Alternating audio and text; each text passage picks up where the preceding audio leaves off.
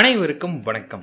இந்த வீடியோ பக்கத்துல நம்ம பார்க்க போறது உங்கள் தலையெழுத்தே மாற்றக்கூடிய இந்த கோவிலுக்கு ஒரே ஒரு முறை செல்லுங்க. ஒரு மனிதன் தாயோட வயிற்றுல கருவாய் இருக்கும் போதே அவனுடைய தலையெழுத்து எழுதப்படுது. அனைத்து ஜீவராசிகளுக்குமே தலையெழுத்து எழுதக்கூடிய பிரம்மதேவர் ஒரு முறை எழுதிட்டா அது சாகர வரைக்கும் மாறது கிடையாது. அவங்க செய்யக்கூடிய கர்ம வினை பொறுத்துதான் அது நடக்கும்னு விதி குறிப்பிடப்படுது. அப்படி இருக்க நம்ம தலையெழுத்தை மாற்றக்கூடிய சக்தி ஒரே ஒரு கோவிலுக்கு இருக்கு. அது என்ன கோவில், அந்த கோவிலோட வரலாறு என்ன அப்படிங்கறத முழுமையா நம்ம தெரிஞ்சுக்கலாம். இந்த பூமியில வாழ்ந்து கொண்டு இருக்கக்கூடிய ஒவ்வொருத்தருக்குமே நம்ம தலையெழுத்து சரியா அமையல அப்படின்னு ஏதாவது ஒரு சூழ்நிலையில புலம்பிட்டு தான் இங்க இருப்போமே. ஆனா எல்லாருடைய தலையெழுத்தோ இந்த கோவில் மாற்றி அமைத்து விடுறது கிடையாது. ஆனா தலையெழுத்து மாற வேண்டும் அப்படிங்கிற விதி இருக்கிறவங்க மட்டும்தான் இந்த கோவிலுக்கே வர முடியும் அப்படின்னு குறிப்பிடப்படுது. நம்ம தலையெழுத்தை யாராவது மாற்றி எழுதினா நல்லா இருக்கும் அப்படின்னு நம்ம என்னைக்கா சிந்திச்சிருக்கோமா? அப்படி ஒரு விஷயம் தான்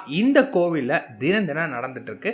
இது எவ்வளவு பெரிய விஷயம் யோசிச்சு பாருங்களேன். திருச்சியில இருக்கக்கூடிய பிரம்மபுரீஸ்வரர் சொல்லக்கூடிய இந்த கோவில் தான் இந்த அதிசயம் நிறைந்திருக்கு. பிரம்மதேவருக்கு ஏற்பட்ட சாபத்துல இருந்து விமோச்சனம் பெற இங்க வந்துதான் சிவபார்வதிய வணங்கி வழிபட்டாராமா. பிரம்மதேவருடைய சாபத்தை நீங்கி அவருக்கு காட்சி அளித்த சிவபெருமான் இங்கு வந்து எம்மையும் உம்மையும் வழிபாடக்கூடிய பக்தர்களோட வாழ்க்கையில விதி இருந்தால் மதி செய்க அப்படிங்கிற வரத்தையும் அளிச்சிருக்காரு. அதாவது விதியை மாற்றி அமைக்கக்கூடிய அம்சம் ஒருவருடைய ஜாதகத்துல இருந்தா அவங்க நிச்சயமா வாழ்க்கையில ஒரு தடவை இந்த கோயிலுக்கு வருவாங்க. அப்படி வந்து அவங்களுடைய விதியை மாற்றி மதியால வெல்லக்கூடிய வரம் அவங்களுக்கு கிடைக்கும்னு சிவபெருமானே குறிப்பிட்டிருக்காரு. தமிழ் மாதங்கள்ல எல்லா மாதங்களுமே இந்த பரிகாரத்தை செய்து பலனடைய முடியவே முடியாது. சித்திரை மாதம் மட்டும்தான் இங்க வந்து தங்களோட விதியை மாற்றிக்கொள்ள முடியுமா. ஜாதகம் சரியில்லாதவங்க, வாழ்க்கையில துன்ப நிலையில மட்டுமே இருக்கக்கூடியவங்க, துன்பத்தை மட்டுமே